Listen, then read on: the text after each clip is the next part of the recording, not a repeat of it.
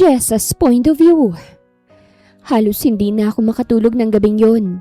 Paulit-ulit lang ang takbo ng isip ko habang nakahiga ako sa manipis naming kama at nakatitig sa kisame. Mahina lang ang tunog ng electric fan sa sulok ng kwarto, pero hindi noon nababawasan ang bigat ng pakiramdam ko. Katabi ko si Nathan na mahimbing ang tulog habang yakap ang luma niyang stuffed toy. At sa kabilang bahagi ng maliit naming bahay, naririnig ko ang paminsan-minsang pag-ubo ni Mama mula sa higaan niya. Kahit pagod na pagod ang katawan ko, hindi pa rin ako dalawin ng antok dahil sa dami ng iniisip ko. Minsan, naiisip ko kung kailan ba naging ganito kabigat ang buhay ko dahil dati naman, simple lang naman ang mga problema ko. Pagod sa trabaho, kulang ang sweldo, at may mga bills na kailangang bayaran. Pero nitong mga nakaraang buwan, parang sabay-sabay na dumating ang lahat ng problema. Ano bang dapat kong gawin? Kailan ba matatapos yung mga problemang to? Bakit parang masyado na yatang marami? Hindi ko napigilang sabihin. Na-ospital si Mama at halos maubos ang maliit kong ipon. Hindi sapat ang kinikita ko bilang waitress sa Pasay, kaya't napilitin akong mangutang kung kani-kanino. Para lang may pambayad sa ospital at gamot niya. Ang kapatid ko namang si Carla, muntik nang hindi makapag-enroll dahil wala kaming maibayad sa school fees. Tapos nariyan pa si Nathan na kailangan kong buhayin, pakainin, at siguraduhin may maayos sa kinabukasan kahit ako mismo. Hindi ko na alam kung saan kukuha ng pag-asa. Pagod na ako. Hindi lang sa trabaho kung hindi pati na rin sa buhay. Pakiramdam ko kahit na anong kayod ko, kulang pa rin para maiahon ang pamilya ko sa hirap. Diyos ko po, paano ko malalampasan ang lahat ng to? Napalingon ako sa anak ko nang gumalaw siya sa tabi ko at marahang yumakap sa bewang ko kahit tulog pa rin. Napangiti ako ng bahagya habang hinahaplos ang buhok niya.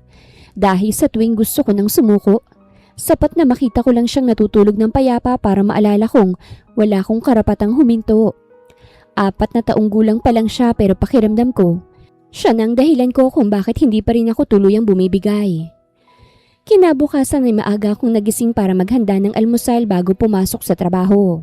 Walang ingay sa maliit naming bahay habang nagsasaing ako at nagpiprito ng tuyo sa kusina. Nakaupo lang si Mama sa mesa habang hinihintay ang gamot niya at tahimik lang akong nag-aayos ng pagkain para sa lahat. Mama, uminom po kayo ng gamot pagkatapos kumain ha? Sabi ko habang inilalapag ang plato sa mesa. Napatingin siya sa akin at bahagyang ngumiti, pero halata pa rin sa mukha niya ang panghihina. Anak, huwag ka nang masyadong mag-o-overtime. Natawa ko ng mahina habang nagsasandok ng kanin. Di saan po tayo kukuha ng pambayad sa utang? Napayuko siya agad at hindi na sumagot. Minsan ganun siya. Pakiramdam niya kasalanan niya lahat pero alam kong hindi naman. Hindi niya ginustong magkasakit at wala naman siyang kasalanan kung bakit kami naghihirap. Bago ako umalis, niyakap ko muna si Nathan na kagigising lang at nakasabit pang maliit niyang braso sa liig ko. Mama, pasalubong ah! Paalala niya habang inaantok pa. Napangiti ako habang pinisil ang pisngi niya. Tingnan natin. Pero gagawa si Mama ng paraan para mapasalubungan kita mamaya ha? Chocolate! Aba, may request pa. Natawa siya habang mas humigpit ang yakap sa akin. At kahit saglit lang yun, gumaan ng konti ang pakiramdam ko. Paglabas ko ng bahay, bumalik na naman yung bigat sa dibdib ko habang naglalakad papunta sa sakayan. Bandang tanghali habang nasa break ako sa restaurant, lumapit si Mika, ang isa kong kaibigan na dati ring waitress, pero mas maayos ang buhay ngayon. Nakaupo siya sa tapat ko habang may hawak na iced coffee. At ilang segundo niya muna akong tinitigan bago nagsalita. Mukha ka na namang problemado, sabi niya habang nakatingin sa akin. Napabuntong hininga ko saka isinandal ang likod sa upuan. Kailan ba hindi? Ay, tiningnan niya ako ng seryoso at hindi na ngumiti. Jessa, hindi ka na makakaahon sa sweldo mo rito. Natawa ko ng mapait dahil kahit hindi niya sabihin, alam ko naman yun. Alam ko yun, pero mahirap makahanap ng trabaho ngayon. Natahimik siya sandali bago marahang nagsalita. May alam akong trabaho. Napatingin ako sa kanya. Ano? Nag-atubili siya bago sumagot. Exclusive club. Napalunok ako ng laway. Club? Yes, mayayamang mga tao ron at walang mga squammy ron ano. Napanganga ako habang nakatingin sa kanya at hinihintay siyang magsalita. Dancer! Kailangan nila ng dancer. Sabi niya sa wakas. Natigilan ako at kusang humigpit ang hawak ko sa baso ng tubig. Hindi ko agad alam kung anong isasagot dahil kahit hindi niya ipaliwanag ng buo, sapat na yung salitang yon para maintindihan ko kung anong klase ng lugar ang tinutukoy niya. Mika, mahina akong sabi habang napapailing. Makinig ka muna. Umiling agad ako. Hindi Mika. Hindi ito ganun kababagayan ang iniisip mo. Sarkastiko akong natawa. Dancer sa exclusive club para sa mayayaman tapos sasabihin mong hindi ganun? Siyempre yung mga sumasayaw doon halos wala nang saplot. Napabuntong hininga siya at yumuko ng bahagya bago muling tumingin sa akin. Ay, Jessa, hindi kita pipilitin pero alam kong kailangan mo ng pera. Nagsasuggest lang naman ako ng trabaho kung saan kakikita ng malaki. Pwede ka namang tumanggi kung ayaw mong magpagalaw sa customer. Natahimik ako dahil masakit man aminin, tama siya. Mas malaki ang bayad kesa isang buwan mong sweldo rito sa isang gabi lang. Dagdag niya, habang diretso ang tingin sa akin. Hindi ako agad nakasagot dahil biglang nagsunod-sunod sa isip ko mga bayarin namin. Yung reseta ni Mama, yung school fees ni Carla, yung gatas ni Nathan, at yung mga utang na halos hindi ko na alam kung papaanong babayaran. Kinagabihan, pagkatapos ng mahabang pag-iisip na halos hindi ko na rin alam kung tama bang desisyon ko, nasa harap na ako ng isang exclusive club sa Makati na parang hindi ko akalaing papasukan ko. Maliwanag ang signage sa labas pero mabigat ang pakiramdam ko habang nakatayo roon. Dahil pakiramdam ko, unti-unti kong iniiwan yung dating ako. Yung simpleng waitress na kahit hirap, lumalaban pa rin ng marangal. Pero ano bang magagawa ko kung hindi naman nakakabayag ng utang ang pride? Pagpasok ko sa loob, mas lalo akong nailang dahil malamig ang aircon, dim ang ilaw, at puro mamahaling damit at pabango ang amoy sa paligid. Halatang mayayaman ng customers kahit simpleng tingin pa lang. Agad akong sinalubong ng manager na si Liza na mabilis akong tinignan mula ulo hanggang paa. Ikaw si Jessa? Tanong niya. Tumango ako. Opo. Tiningnan niya ulit ako bago bahagyang ngumiti. Pretty enough para maging dancer ka rito. At maganda pa rin ang hubog ng katawan mo. Hindi ko alam kung matutuwa ba ako o mas lalo akong mahihiya. First time mo? Opo. Napangiti siya pero halatang sanay na siya sa mga bagong katulad ko. Kabahan ka pero wag masyadong halata. Hindi naman bawal ang kabahan. Dinala niya ako sa dressing room kung saan may ilang babaeng nag-aayos ng makeup at costume. Mas lalo akong nailang habang nakatingin sa sarili ko sa salamin dahil pakiramdam ko, hindi ako yon. Hindi ako sanay sa ganung ayos, sa ganoong suot at sa ganung klase ng lugar. Pakiramdam ko habang tumatagal, mas lalo akong nawawala sa sarili ko. Bandang gabi, nagsimula ng trabaho at kahit na hindi pa ako lumalabas sa main floor, halos hindi na ako makahinga sa kaba. Nanginginig pa ang kamay ko habang inaayos ko ang sarili ko sa dressing room. Maya-maya pumasok si Lisa at dumiretsyong tingin sa akin. Jessa, may VIP customer. Natigilan ako. Agad-agad? Initian niya ako ng malawak. It's your first assignment. Biglang bumilis ang tibok ng puso ko. Manager, hindi ba pwedeng iba muna? Napailing siya. Hindi, VIP request. Hindi ko na alam kung anong mararamdaman ko habang sinusundan ko siya papunta sa private lounge. Mas lalo akong kinakabahan sa bawat hakbang at pakiramdam ko. Gusto ko nang umatras. Pagbukas ng pinto, agad akong natigilan kasabay ng paghuhumirentado ng puso ko. Lumapit si Lisa sa akin at marahang nagsalita. Jessa, this is Mr. Romano Vasquez. Parang gusto ko nilang tumakbo palayo at maglaho dahil ang lalaking kaharap ko ngayon ay ang lalaking nakabuntis sa akin noon. Ang ama ng anak kong si Nathan. Pakiramdam ko, huminto ang mundo ng tuluyan habang nakatayo ako sa loob ng private lounge at nakatitig sa lalaking nasa harap ko. Kahit ilang taon nang lumipas, hindi ko pa rin makalimutan ang mukha niya. Hindi pa rin nagbago ang matangos ng ilong, Ang seryoso niyang tingin at yung malamig na presensya na parang kayang katahimikan ng buong paligid kahit hindi siya magsalita. Mas matured lang siya ngayon. Mas formal pero talagang gwapo pa rin. Siya pa rin ang lalaking bigla na lang nawala matapos ang isang gabing akala ko noon simula ng isang totoong relasyon. Siya pa rin ang lalaking hindi na muling nagpakita habang ako ang naiwan na buntis, mag-isa, at walang ibang aasahan kung hindi ang sarili ko. Ang mas masakit pa, habang ako'y halos manginig sa galit at takot sa muling pagkikita naming dalawa, siya naman ay tahimik lang na nakatingin sa akin na parang isa lang akong ordinaryong babae sa lugar na yon, na para bang wala akong naging parte sa buhay niya, at parang hindi niya ako nakilala kahit minsan. "Livas," sabi niya sa malamig at mababang boses nang hindi inaalis ang tingin sa akin. Agad na tumango si Lisa bago tuluyang lumabas at isinara ang pinto. At nang maiwan kaming dalawa sa loob ng private lounge, mas lalo akong nailang dahil biglang lumalim ang katahimikan sa paligid. Tanging mahinang tugtog mula sa labas at tunog ng ice cube sa baso niya ang naririnig ko habang pilit kong pinakakalma ang sarili ko. Gusto kong tumakbo palabas. Gusto kong sabihin sa kanya kung anong ginawa niya sa buhay ko. Gusto kong isigaw na meron siyang anak na hindi man lang niya alam. Pero wala akong magawa dahil bawat segundo na meron ako, mas lalo kong naaalala kung bakit ako pumasok sa club na yon. Si mama na kailangan ng gamot, ang kapatid kong nag-aaral, ang mga utang na halos hindi ko na alam kung paanong babayaran.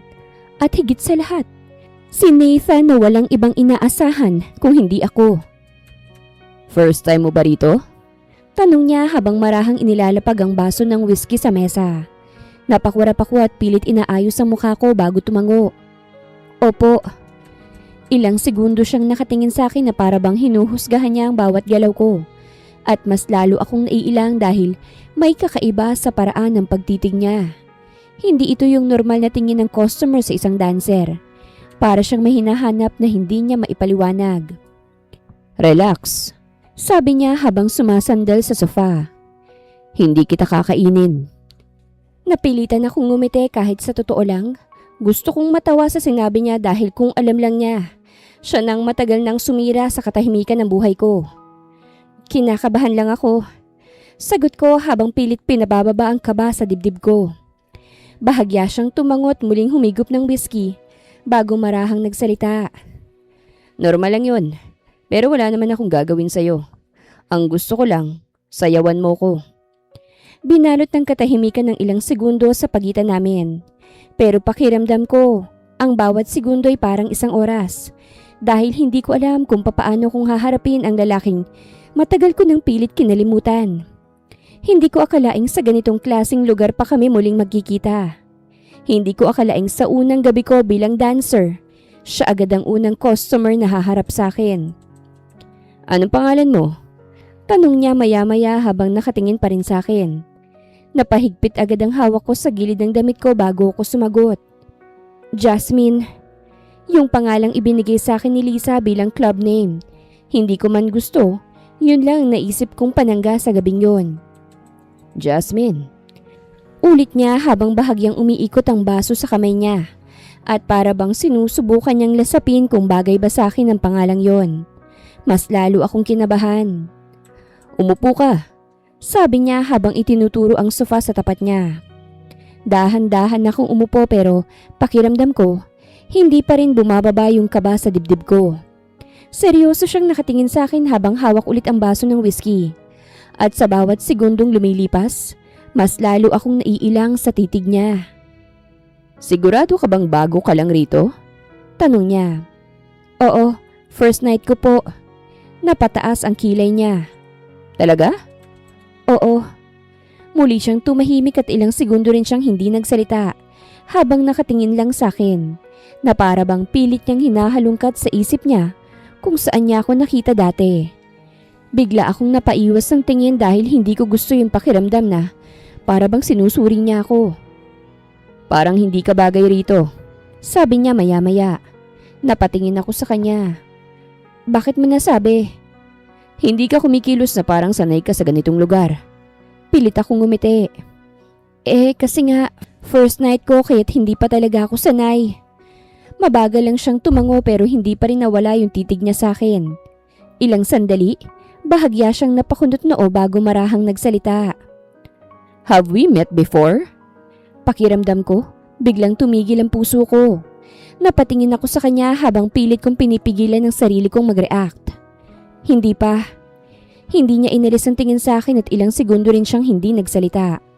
Para bang pilit niyang hinahalungkat sa isip niya kung saan niya ako nakita dati. May kakaibang kunot sa noo niya habang tinitignan ako. At habang tumatagal, mas lalo akong kinakabahan dahil pakiramdam ko. Unti-unti na niyang napapansin ang kung anong pamilyar sa akin. I don't know. Sabi niya, bahagyang napapailing. Parang pamilyar ka sa akin eh. Parang nakita na kita dati. Peke akong ngumiti kahit pakiramdam ko nanginginig na ang buong katawan ko. Baka napagkamalan mo lang ako na akong nakita mo dati. Bahagya siyang natawa. Maybe. Akala ko tapos na pero muli siyang nagsalita habang nakatitig pa rin sa akin. Your eyes. Napahigpit agad ang hawak ko sa damit ko. Ha? Tingin ko nakita ko na yung mga mata mo dati. Pakiramdam ko, gusto ko nang tumayo at tumakbo palabas. Pero pinilit kong kontrolin ang mukha ko. Hindi pwede. Hindi pwedeng mahalata niya. Hindi pwedeng malaman niya kung sino ako. Hindi siguro, sabi ko habang pilit na pinapanatiling steady ang boses ko. Baka marami ka lang nakilalang babae kahit akala mo, nakita mo na yung mga matang kagaya ng akin. Muli siyang natawa at umiling habang iniikot ang whiskey sa baso. That's not funny, but fair enough. Napakurap ako ng maraming beses habang hinihintay kung pasasayawin niya ba ako o hindi pa. Saan ka nakatira? Tanong niya maya-maya. Napakurap ako. Pasay po. Family? Bigla akong nanigas pero agad kong inayos ang mukha ko. Kasama ko po ang mama ko at ang kapatid ko. Bahagya siyang tumango. No boyfriend? Halos gusto kong matawa. Boyfriend? Hindi niya alam na siya ang tanong na hindi ko masagot sa sarili ko noon. Wala po. Maiksi kong sagot. Anak? May anak ka na ba o dalaga pa rin? Pakiramdam ko, biglang may kumabog ng malakas sa dibdib ko. Hindi ko agad nasagot ng ilang segundo. Kumunot ang noo niya habang nakatingin sa akin. Too personal na ba ang tanong ko? Sorry. Wala po. Wala po akong anak. Kasabay nun, pakiramdam ko, may maliit na parte ng sarili kong napunit sa pagsisinungaling. Hindi ko alam kung bakit pero habang tumatagal ang gabi, mas lalo niyang pinapahaba ang usapan kesa sa inaasahan ko. Hindi siya tulad ng iniisip kong customer na bastang magpapasaya lang ng gabi. Mas marami siyang tanong. Imbis na sumayaw na lang ako, parang ini-interview niya na lang ako. Maya-maya bahagya siyang sumandal sa sofa habang hindi inaalis ang tingin sa akin. I know this sounds strange pero pakiramdam ko talaga kilala kita. Na para bang nagkasama na tayo before? Napangiti ako ng pilit habang pinipigilan ang sarili kong kabahan.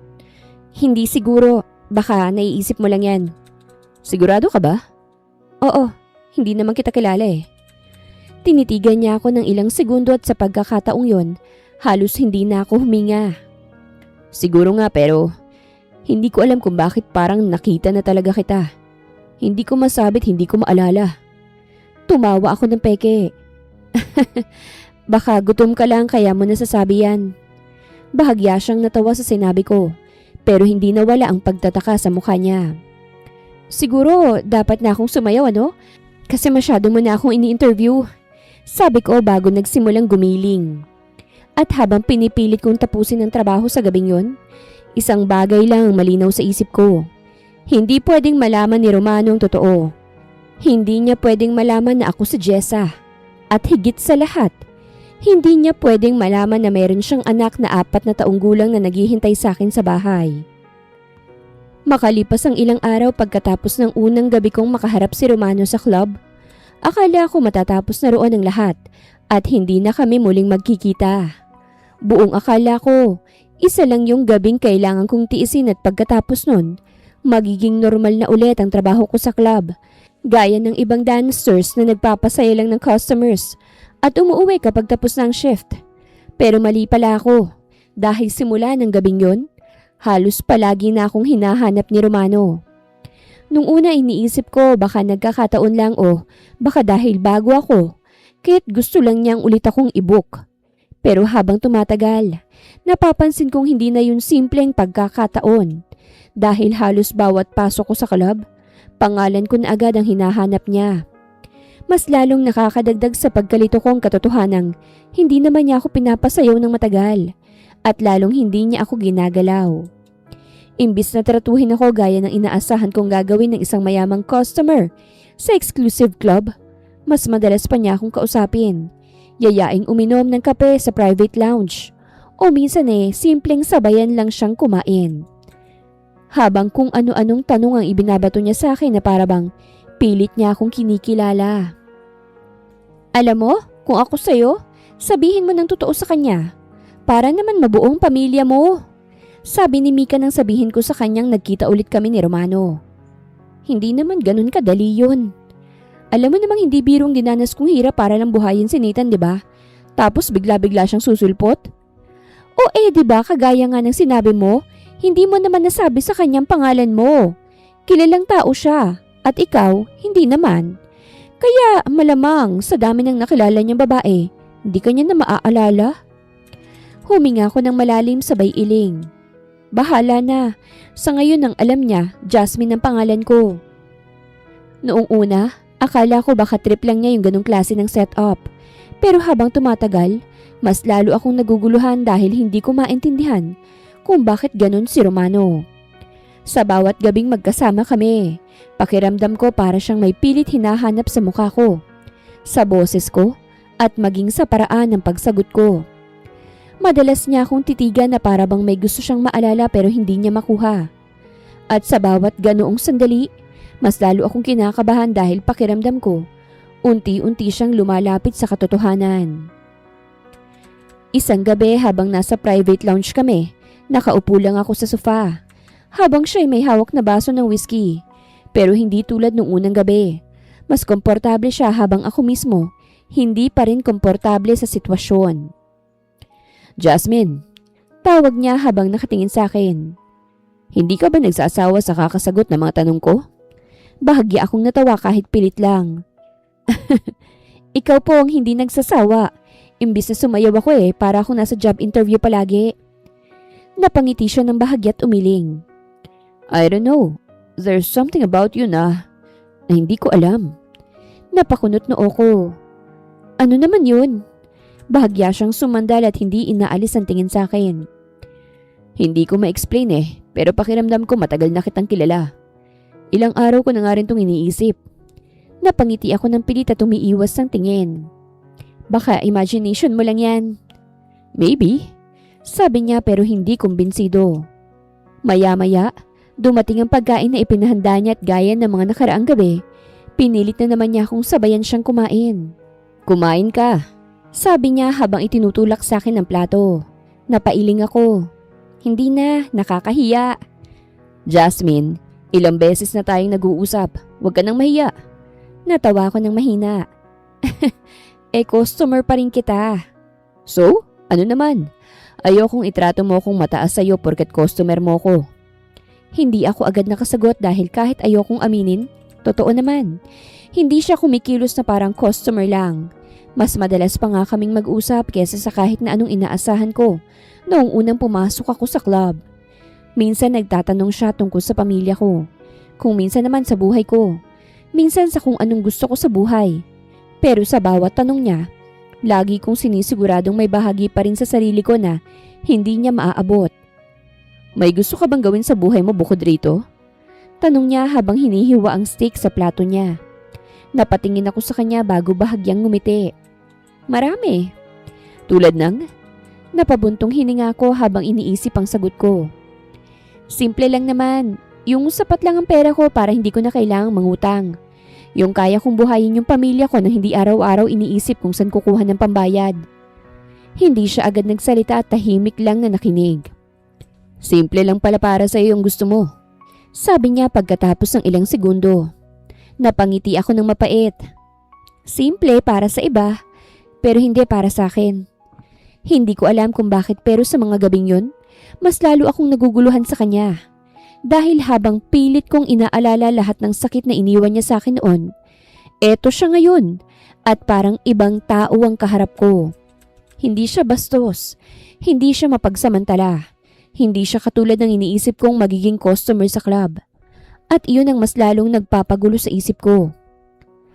Makalipas ang ilang araw, day off ko't ipinangako ko kay Nathan na ilalabas ko siya sa mall dahil matagal na siyang nangungulit na gusto niyang makakita ng malaking Ferris wheel.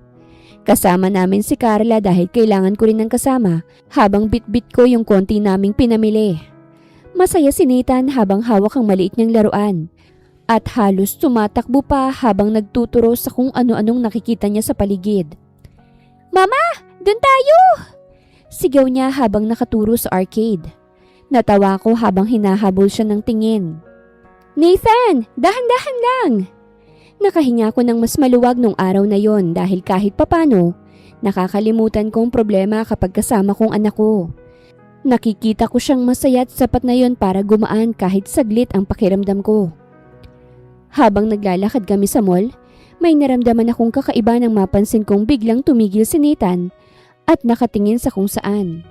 Napalingon ako. At halos mawalan ako ng kulay nang makita ko kung sinong nasa ilang hakbang lang layo. Naroroon si Romano. Nakatayo siya malapit sa isang butik habang may kausap na lalaki. Pero halatang hindi na niya naririnig ang sinasabi nito dahil diretsyo na ang tingin niya kay Nathan. Parang nanigas ang buong katawan ko. Hindi ko alam kung anong unang napansin niya. Pero halata agad sa mukha niya ang pagkabigla. Si Nathan naman, walang kamalay-malay na nakatingin lang sa kanya bago muling bumaling sa akin. At doon ko nakita kung papaanong unti-unting nagbago ang ekspresyon sa mukha ni Romano.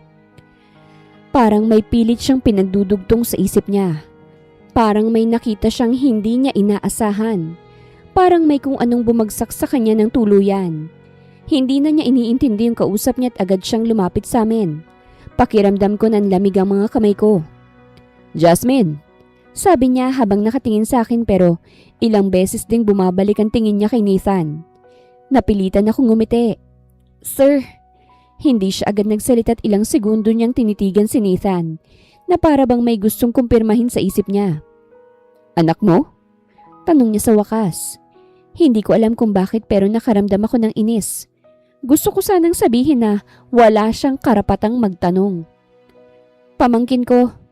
Napatingin agad si Carla sa akin pero mabuti na lang at mabilis siyang nakabawi. Oo. "Ate, tara na?" Sabi niya habang halatang kinakabahan.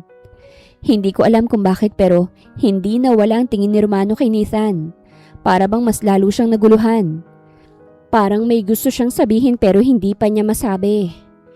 "How old is he?" Tanong niya habang seryoso ang muka. Pakiramdam ko, mas lalo akong kinabahan. "Bakit?" Sagot ko habang pilit pinipigilan ng sarili. Hindi siya agad sumagot. Tinitigan lang niya si Nathan. At doon ko napansin kung bakit. Dahil kahit sinong tumingin, halata. Mula sa mata, hugis ng muka at ilong. Parang batang Romano. Maging ako, ilang taon ko nang alam yon. At ngayon mukhang siya rin, nahalata na. Hindi ko na hinintay na mas humaba pang usapan at mabilis kong hinila si Nathan palayo. "Mauna na kami, Jasmine." Pero hindi ko na siya pinatapos. Akala ko matatapos na rin ang lahat. Pero paglabas namin sa mall, nadatnan ko siyang nakasunod na pala sa parking area. Mas seryoso na ang mukha niya ngayon at wala na yung kalmadong boses niya. "Sino yan?" Diretsyo niyang tanong. Napahugot ako ng malalim na hininga habang hawak si Nathan sa likod ko. "Wala kang pakialam." Kumunot ang noo niya. "Huwag mo akong sagutin ng ganyan. Ilang taon ng batang yan?" Hindi ko na napigilan. Bigla nilang sumabog lahat ng galit na pilit kong kinikimkim. "Ano bang gusto mong marinig?" Tanong ko habang nakatingin sa kanya. "Na oo, anak ko siya? Na 4 na taong ko siyang pinalaking mag-isa habang ikaw walang kaalam-alam?" Nanlaki ang mga mata niya at parang hindi siya agad makapaniwala sa narinig.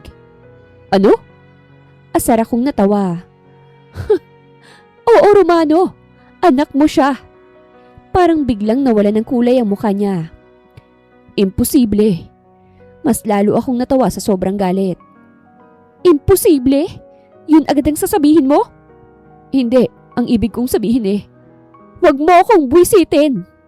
Putol ko habang nanginginig ang boses ko sa galit. Ilang beses kitang hinanap nun. Ilang beses akong bumalik sa lugar kung saan tayo nagkita. Pero bigla ka nalang nawala na parang bula. Hindi siya agad nakasagot. Nakatingin lang siya sa akin na para bang pilit inuunawa ang lahat. No, sabi niya sa wakas habang napapailing. Hindi pwede. Ikaw ang nawala. Natigilan ako. Ano? Pagkagising ko wala ka na. Ilang araw kitang hinahanap pero parang naglaho ka rin. Kaya pala unang beses pa lang na nakita kita alam kong pamilyar ka na sa akin. Yun pala. Ikaw ang babaeng hinahanap ko. Ni hindi ko man lang nalaman ang pangalan mo. Napakurap ako habang pilit iniintindi ang sinasabi niya. Hindi na ako agad nakapagsalita dahil sa unang pagkakataon. May pumasok sa isip ko na tanong na matagal ko nang hindi naisip. Kung hindi akong iniwan at kung hindi rin siya basta nawala, sinong may gusto na magkahiwalay kami noon? Magandang araw mga viewers! Ang kwentong ito ay hatid ng Love Series TV. Salamat sa pakikinig! Pagkatapos ng nangyari sa mall, pakiramdam ko hindi na ako makahinga ng maayos habang nasa jeep pauwi kasama si Nathan at Carla. Tahimik lang ang anak ko sa likod habang yakap ang maliit niyang laruan. Walang kamalay-malay sa mabigat na usapan na nangyari ilang minuto lang nakakalipas. Si Carla naman, paminsan-minsan akong sinusulyapan. Pero hindi na nagsalita dahil alam niyang hindi ako nasa tamang kondisyon para magpaliwanag. Hindi ko rin alam kung anong mas nangingibabaw sa nararamdaman ko.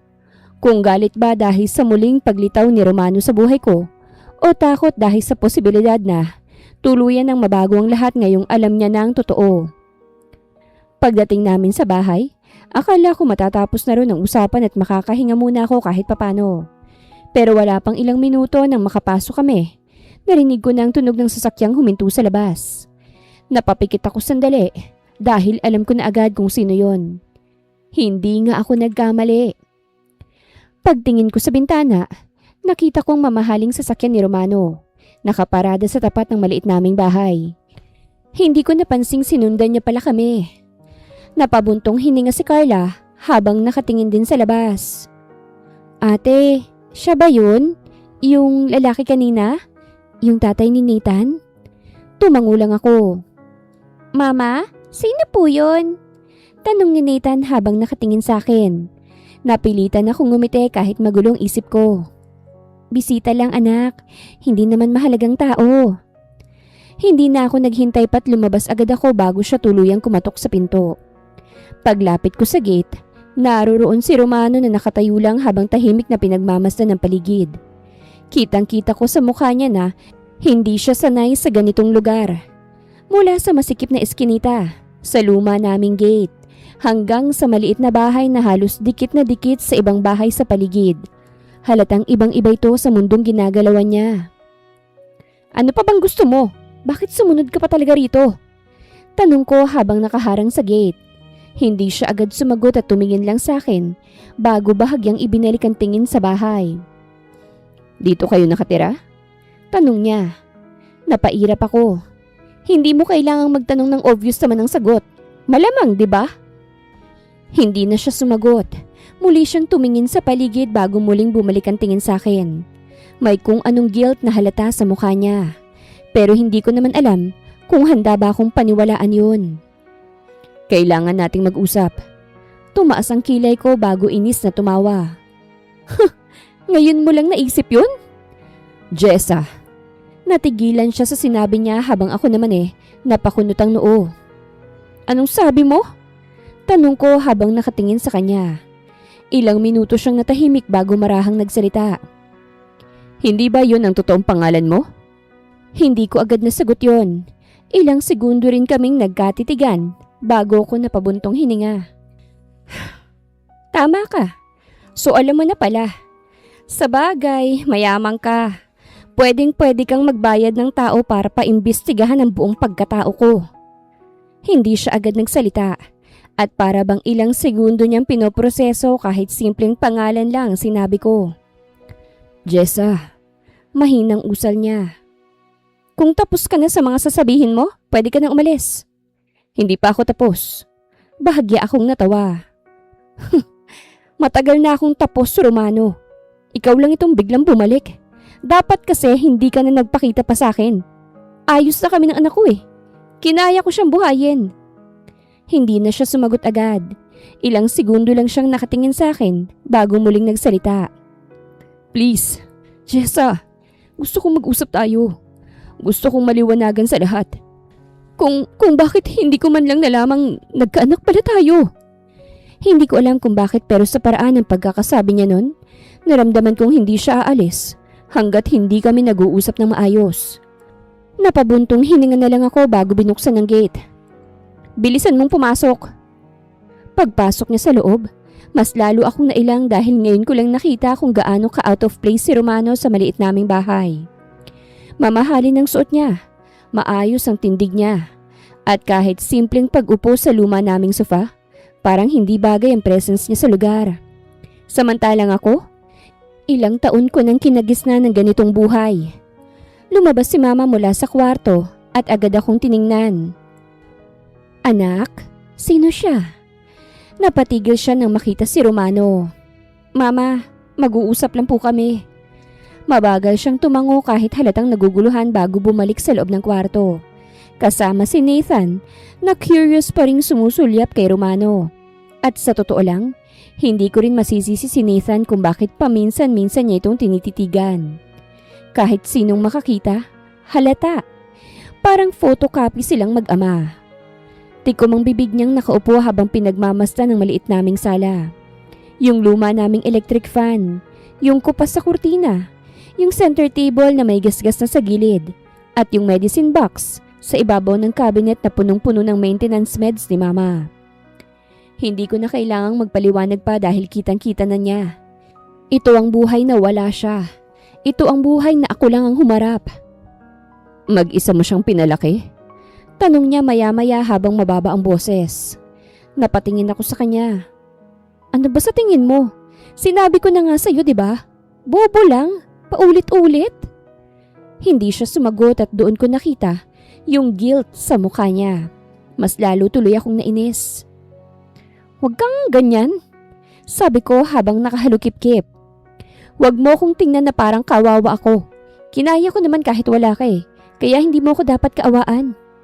Napailing siya. I'm not pitying you. Uy, ano?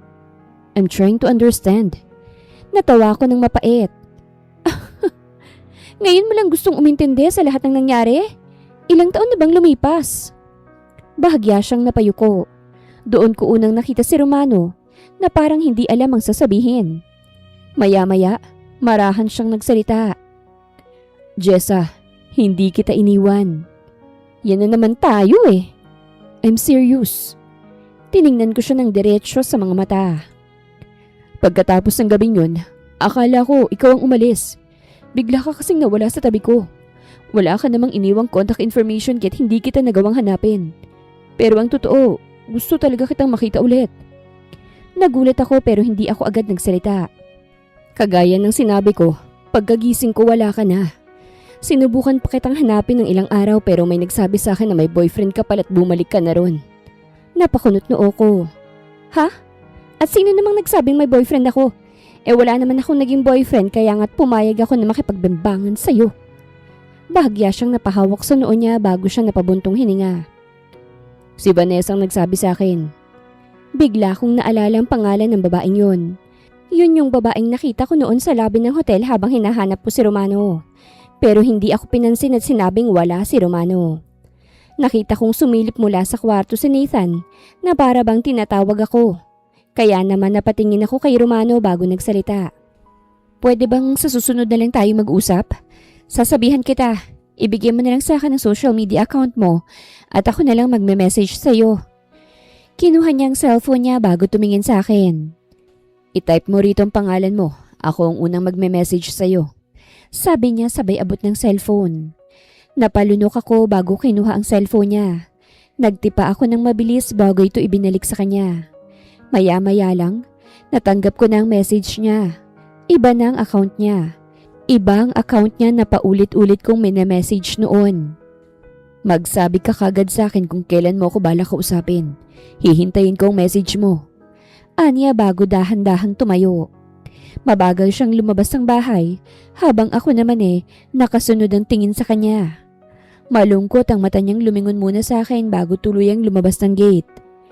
Habang ako naman, napahawak na lang sa dibdib.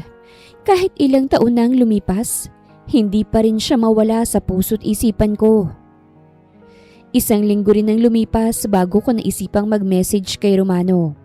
Naisip ko na walang magandang patutunguhan ng lahat kung hindi kami makakapag-usap. At isa pa, lumalaki na si Nathan. At nakikita ko lungkot sa mga mata niya kapag nakikita niya mga kaibigan niyang kasamang mga tatay nito. Pagsapit ng gabi, nagkita kami sa isang coffee shop malapit lang sa amin. Para kapag tapos naming mag-usap, makakauwi ako agad. Binalot ako ng matinding kaba habang naghihintay sa kanya sa coffee shop. Nang makita kong sasakyan niya mula sa glass window, mas lalong naghumirintado ang puso ko.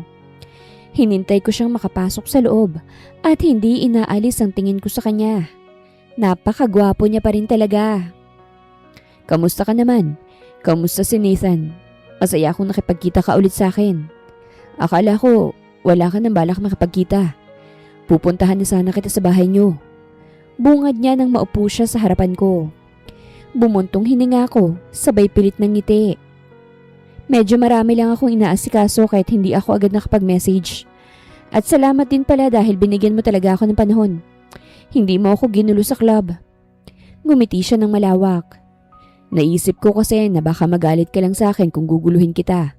Kaya hindi talaga ako nagpunta sa club kahit gustong gusto kitang makita. Biglang kumabog ng malakas ang dibdib ko. Kahit ayokong kiligin, kahit sinusubukan kong pigilan ang nararamdaman ko, hindi ko talaga magawa. May pinaimbestigahan ako nito lang. Ilang araw na rin ang lumipas. Kasi may ilang bagay na hindi malinaw sa akin. Ilang bagay na nagtataka ako kung bakit hindi mo ako nagawang makausap. Napalunok ako ng laway habang nakikinig sa kanya. And Vanessa admitted everything. Sabi niya siyang humarang sa lahat ng sulat at tawag mo noon.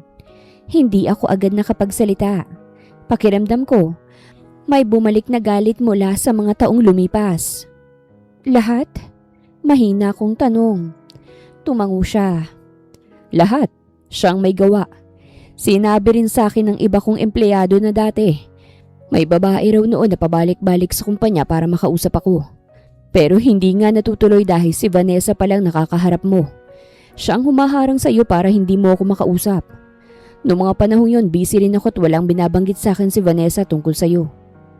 Hinawakan ko ang tuhod ko dahil pakiramdam ko, biglang nanghina ang mga tuhod ko. Napakasama ng babaeng yun. Bakit niya ginawa yun? Ano bang kasalanan ko sa kanya? Kung nagawa sana kitang makausap noon, sigurong masaya tayo at buo hanggang ngayon. Vanessa made sure na walang makakarating sa akin. Sinabi niyang may ibang lalaki ka raw, na ginamit mo lang ako. Baliw na baliw kasi sa akin ng babaeng yun. Matagal na kaming hiwalay bago pa may nangyari sa atin. Pero ayaw niya pa rin akong tantanan. Natawa ko ng mapait habang umiiling. Kapal na mukha niya. Inis na bumuga ng hangin si Romano. Kitang-kita ko sa mukha niya ang labis na inis. Halatang nagpipigil siya ng kanyang emosyon. Gusto niya kasing pakasalan ko siya kahit wala na talaga akong pagmamahal sa kanya. Anak siya ng business partner ng family namin at gusto niyang siguraduhin na walang makakasira sa plano niya. Napahawak ako sa noo ko. Hindi ko alam kung maiiyak ba ako o matatawa sa mga nalaman ko. So yun palang nangyari. Mahabang panahon akong nagalit kay Romano pero wala pala siyang kaalam-alam sa nangyayari. Ang kapal na mukha ng Vanessa na yun. Alam mo bang sobrang galit na galit ako sa'yo? Sobra akong nasaktan sa pag-aakalang wala ka na talagang balak na kausapin ako that time. Na hindi mo ko kayang panindigan kasi hindi naman ako katulad ng mga babaeng dumating sa buhay mo. Napakurap siya ng maraming beses habang nakatingin sa akin. Habang ako naman, para akong maiiyak sa mga oras na yon. Wala akong pera. Wala akong mahinga ng tulong. Si mama nagkasakit. Halos hindi ako makakain nun pero kailangan kong buhayin ang anak natin. Jessa, mahina niyang sabi pero pinigilan ko siya. Hindi pa ako tapos. Muli siyang natahimik. Alam mo ba kung gaano kahirap magpaliwanag sa anak mo kung bakit wala siyang tatay? Tanong ko habang nangingilid na ang luha ko, pero pilit ko pa rin kinokontrol ang sarili ko. Alam mo ba kung gaano kahirap magtrabaho buong araw tapos uuwi kang wala pa ring sapat na pambili ng gatas niya? Hindi siya makatingin sa akin ng diretsyo. At doon ko unang nakita si Romano na tila walang masabi. Kasalanan kong lahat, sabi niya sa wakas. Natawa ako ng mapait. Oo, kasi tanga ka. Ang dami-dami mong pera eh. Wala ka man lang inutusan sa mga to para alamin ang totoo. Basta ka nilang nakinig sa babaeng yun. Sobrang bobo mo sa totoo lang. Siguro dahil mahirap lang ako kahit hindi ako tumatak sa isipan mo. Siguro kasi marami namang babaeng bumuka ka para sa'yo. Kaya hindi ka na talaga nag-aaksaya ng oras para hanapin ako. Hindi siya nagsalita. Nanatili lang siyang nakayuko na parabang tinatanggap niya ang lahat ng sinasabi ko. Na parabang hinahayaan niya akong ilabas ang galit ko. Maya-maya, tumingin siya sa akin at doon ko nakita yung bigat sa mukha niya. I cannot undo the past, sabi niya habang mababa ang boses. Pero gagawin kong lahat para bumawi. Napailing ako. Hindi ganun kadali yun. Hindi madaling maalis ang sakit na dinanas ko. I know. Romano, halos 5 taon kang wala sa tabi namin. Alam ko, pero hindi ko ginustong mawala sa inyo. Kung alam ko lang noon, hindi ako aalis sa tabi niyong dalawa na anak natin. Kaya kahit alam kong napakarami ng pagkukulang ko, gusto ko pa rin makabawi sa inyo. Babayaran ko ang lahat ng utang niyo para wala ka nang maging problema pa. Napakunot na ako. Hindi ako humingi ng kahit na anong pera sa'yo, kaya hindi mo kailangang gawin yan. Alam ko, pero gusto kong gawin to dahil gusto kong bumawi sa inyo ng anak natin. At para hindi ka na mahirapan pa kahit hayaan mo na ako. Hindi ako agad nakasagot. Ilalayo kita sa club. Huwag ka nang magtrabaho pa doon. Napairap ako.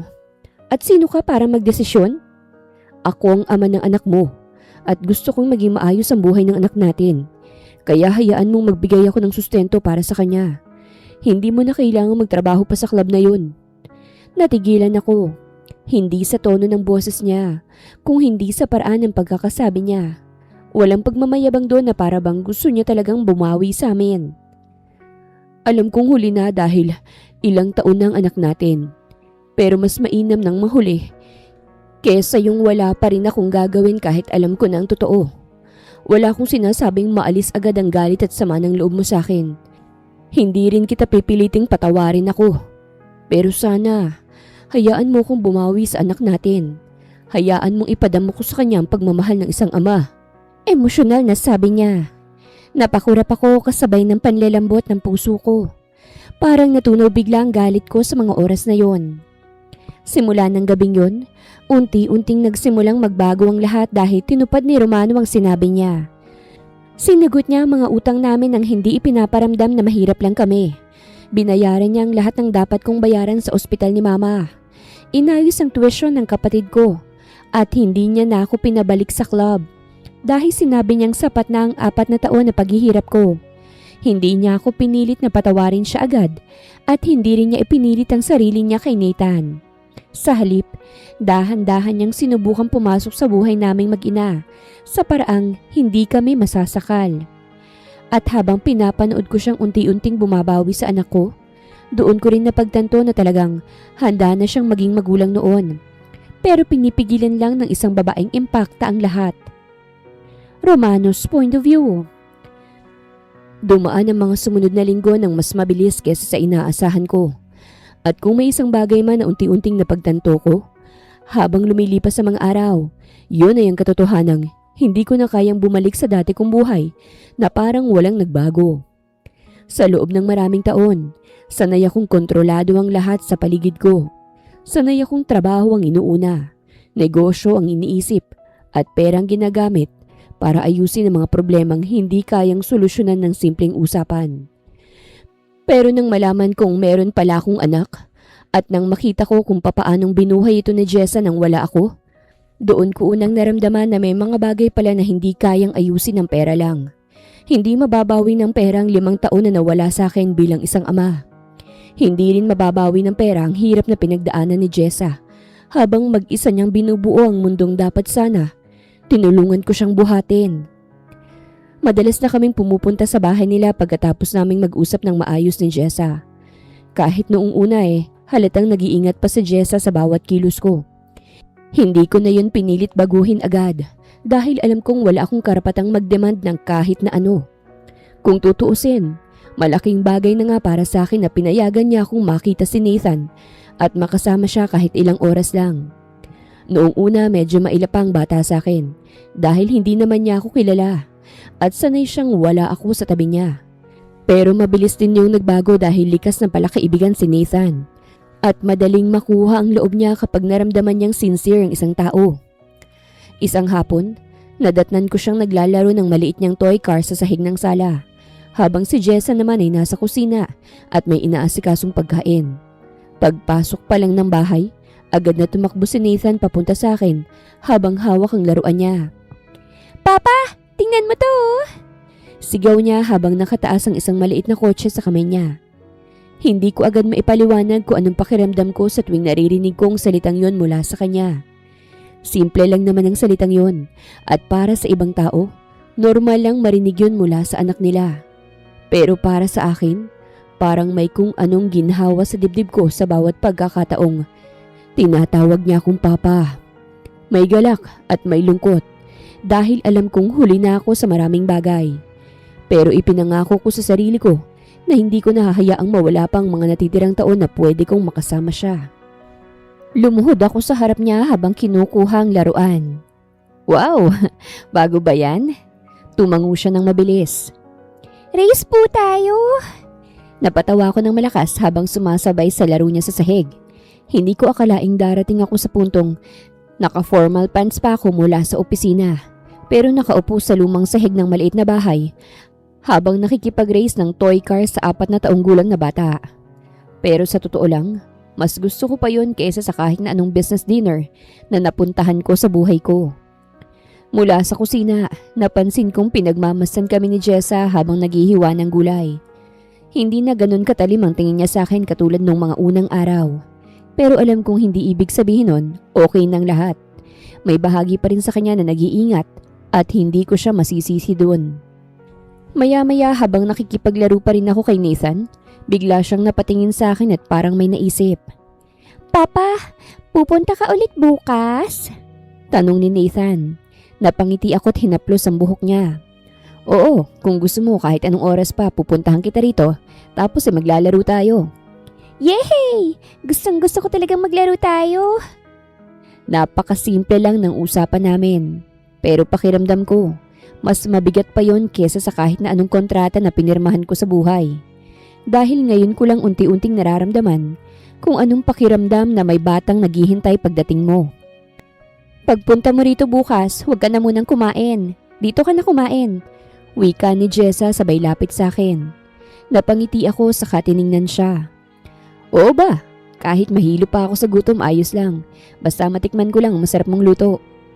Umikot ang mata niya saka hinampas ako sa braso. "Sus, dami mong alam.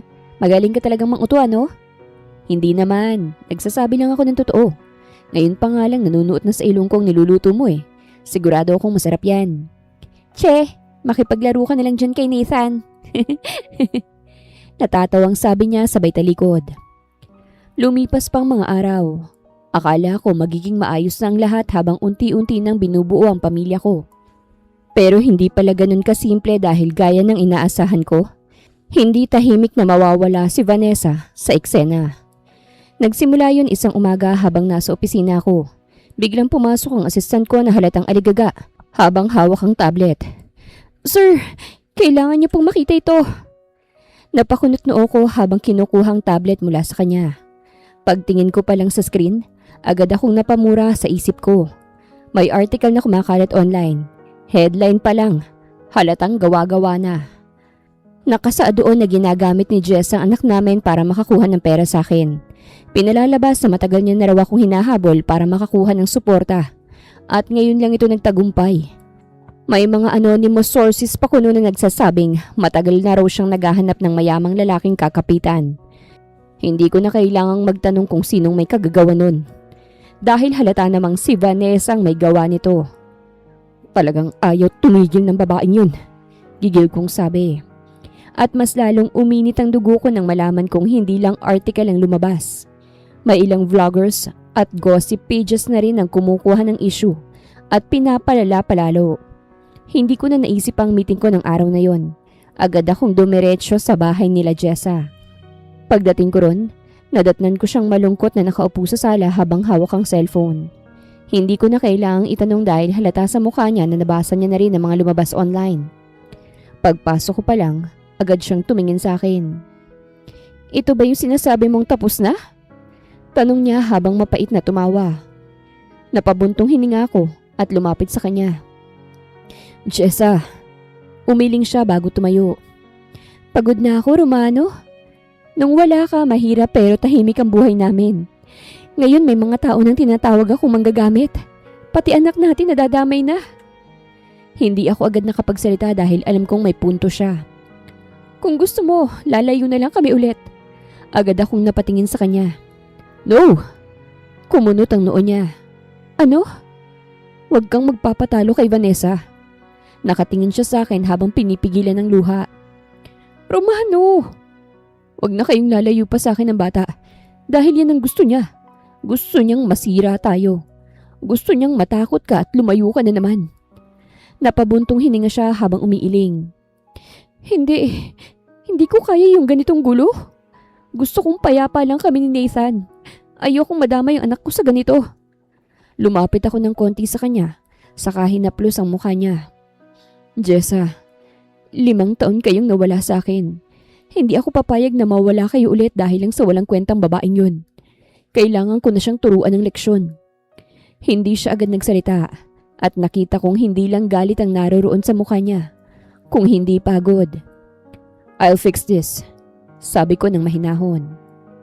Umagos ang luha sa mga mata niya at agad ko yung pinunasan. Hinalikan ko siya sa noo sa kanya yakap ng mahigpit. Makalipas ang ilang linggo, dumating ang charity gala na dinaluhan ng halos lahat ng investors, media, business partners at pamilya ng mga taong may pangalan sa industriya. Alam kong naroroon si Vanessa dahil isa rin siya sa mga visible faces ng event. Alam ko rin wala siyang ideya kung anong mangyayari ngayong gabi. Nasa stage ako habang hawak ang microphone at pagkatapos ng formal speech tungkol sa charity donations, bahagya akong huminga ng malalim bago nagsalita. Before we end tonight, may isa akong personal matter na gusto kong linawin. Ramdam kong napatingin ng lahat sa akin. Maging si Vanessa ang nakaupo sa harap, bahagyang ngumiti pa. Marahil akala niya normal lang yung sasabihin ko. Pero ilang segundo lang, nawala rin ang ngiting yon. Ilang taon akong nagsayang ng panahon dahil sa kasinungalingan. At ngayong nasa harap ko mga taong matagal nang konektado sa pamilya at negosyo ko, gusto kong tapusin ang bagay na ito ng maayos. Maya-maya, lumabas sa malaking LED screen ng mga documents, recordings at screenshots na matagal nang iniimbestigahan ng team ko. Unti-unting nagbago ang mukha ni Vanessa. May mga recordings sa mga taong inutusan niya noon. May copies sa mga sulat na hindi ipinaabot sa akin. May statements mula sa private investigator. May proof ng false stories na siya rin ang nagpakalat sa media. Nakangangang halos mga tao doon habang pinanonood ang lahat. Kitang-kita ko kung papaanong nawala ang kulay sa mukha ni Vanessa. Romano, what's this? Sabi niya habang pilit tumatayo. Hindi ko na siya pinatapos. This is the truth. Hindi na siya makasagot dahil wala naman siyang maskarang maitatago pa. Sa harap ng investors, business partners at pamilya namin, tuluyan kong sinabi ang lahat. Simula ngayong gabi wala ng personal o business connection si Vanessa sa akin o sa kahit na anong kumpanya ko. Napakasama mo! Ikaw ang masama. Hinayaan mong masira ang buhay ng anak ko dahil sa'yo.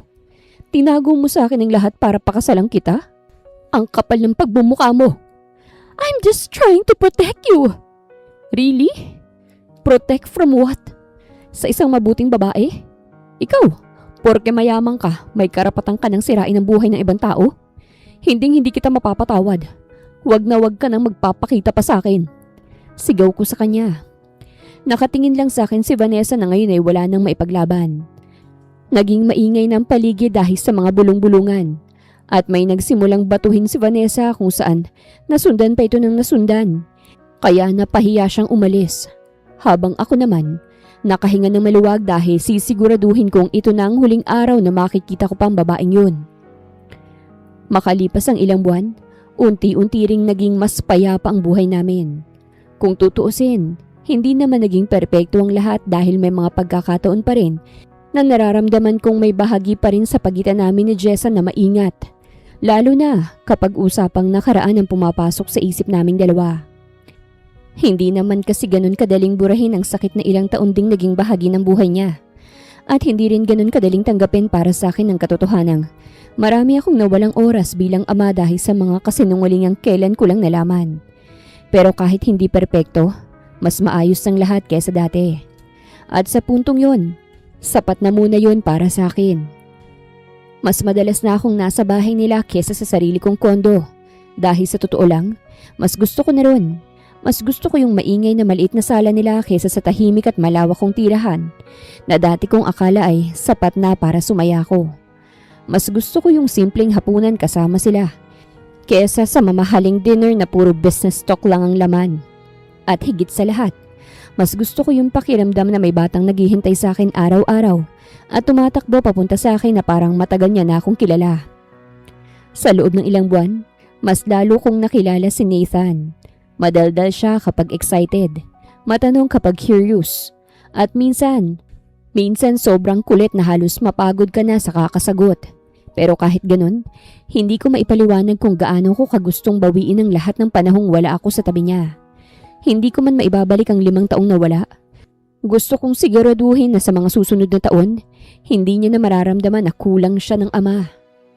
Isang hapon gaya ng nakasanayan, ako ang sumundo sa kanya sa school. Ilang beses ko nang ginawa yun pero hanggang ngayon, hindi pa rin nawawala yung excitement sa mukha niya tuwing nakikita niya akong naghihintay sa gate. Papa! Sigaw niya habang tumatakbo papunta sa akin dalang maliit niyang bag. Napangiti ako na agad siyang sinalubong at binuhat. Kamusta ang school? Tanong ko habang inaayos ang bag niya sa balikat ko. Maligaya siyang ngumiti. May star po ako today. Talaga? Very good. Tumango siya ng mabilis at inilabas pa yung maliit na papel na may gold star sticker. Natawa ko habang pinapakita niya na parang napakalaking achievement nun. Wow! Ang galing talaga ng anak ko. Love na love yan ni Papa eh. Mas lalo siyang ngumitit yumakap sa leeg ko. Pag uwi namin sa bahay, nadatnan namin si Jessa na nasa kusina at nagluluto. Nakikinig sa kwento ni Nathan tungkol sa nangyari sa school. Habang pinapanood ko silang dalawa, hindi ko maiwasang mapaisip kung gaano kalaking nawala sa akin dahil sa mga taon na wala ako. Hindi lang anak ang nawala sa akin noon, kundi yung pagkakataong mabuo ang simpleng buhay na matagal ko palang hinahanap-hanap. Very good talaga yung anak ko na yan. Manang-mana ka sa mama. Wika ni Jessa. At mana ka rin kay daddy ah. Tumingin sa akin si Jessa.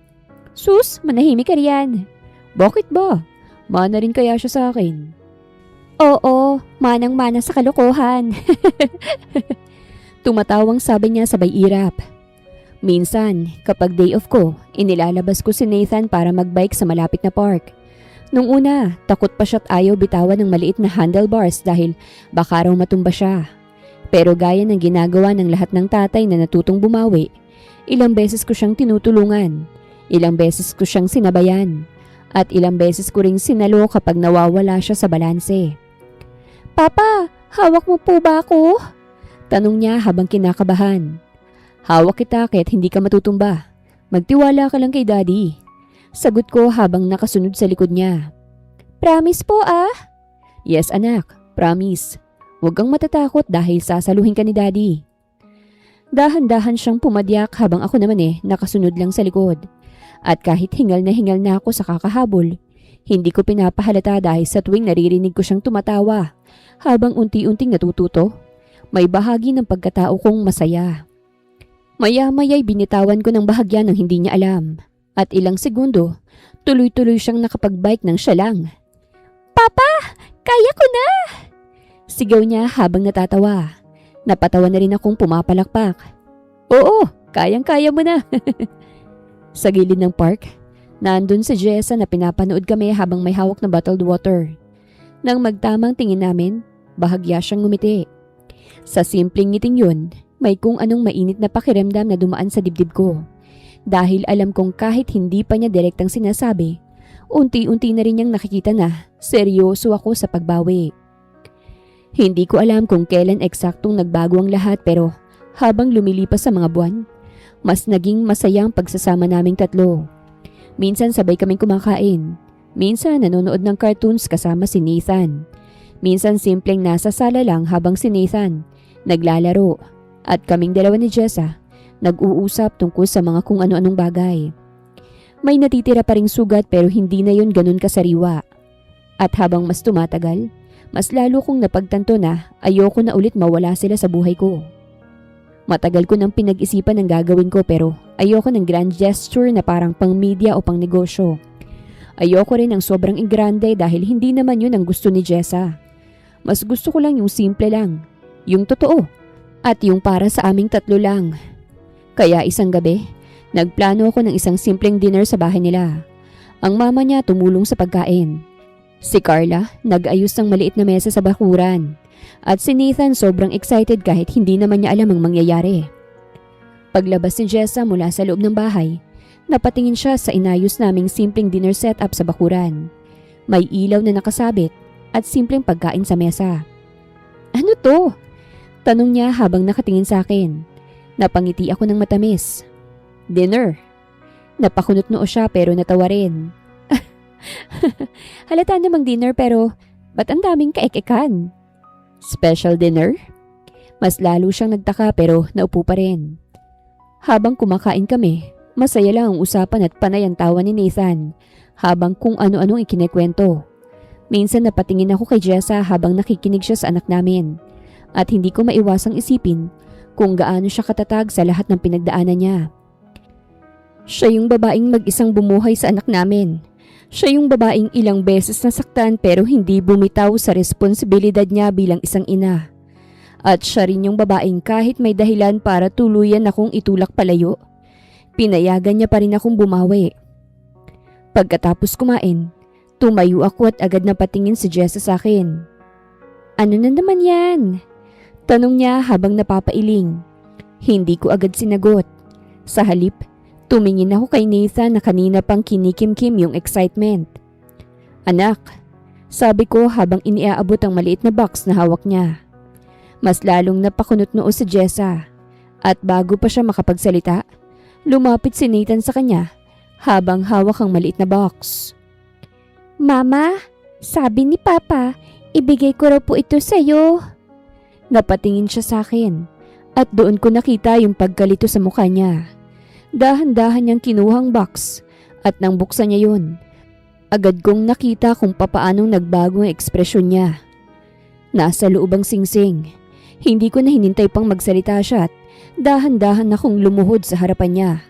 Habang si Nathan, nakayakap sa tagiliran niya na parang gusto ring makisali sa nangyayari. Jessa, marami akong pagkukulang at alam kong hindi sapat ang sorry para punan lahat ng taon na nawala ako. Pero gusto kong gugulin ang natitirang buhay ko sa pagbawi. Hindi lang sa'yo kung hindi sa anak natin. Nakanganga siyang nakatingin sa akin habang unti-unting namumuo ang luha sa mga mata niya. I don't want to be your past mistake. Gusto kong maging present mo at future mo. Gusto kong maging ama ni Nathan. Hindi lang sa pangalan kung hindi araw-araw. At gusto kong maging pamilya tayo ng buo. Wala akong narinig mula sa kanya pero nakita kong umaagos na ang luha niya. Jessa, handa ka bang pakasalan ako? Natahimik siya ng ilang segundo pero sa pagkakataong yun, hindi ko naramdaman ang kaba dahil nakikita ko sa mukha niya ang lahat ng pinagdaanan naming dalawa. At nang tuluyan ng tumulo ang luha niya, bahagya siyang tumawa habang umiiling. Ang tagal mong dumating, hayop ka! Sabi niya habang naiiyak pero nakangiti. Pero dumating pa rin ako at hindi na ako mawawala pa. Tumango siya habang umiiyak na at doon niya sinabi ang salitang matagal ko nang hinihintay. Oo, pakakasalan kita. Natawa si Nathan kahit hindi naiintindihan ng lahat. At pagkatapos, niyakap niya kaming dalawa. Agad kong isinuotang singsing sa daliri ni Jessa bago ako tumayo at yakapin silang mag-ina ng mahigpit. At habang yakap ko silang dalawa ng gabing yun, doon ko unang naramdaman na matapos ang lahat ng sakit, lahat ng pagkakamali at lahat ng taon na nawala. Sa wakas, nabuo rin ang pamilyang matagal ko nang pinangarap. Ang pinakamahalagang kayamanang meron ako. Wakas!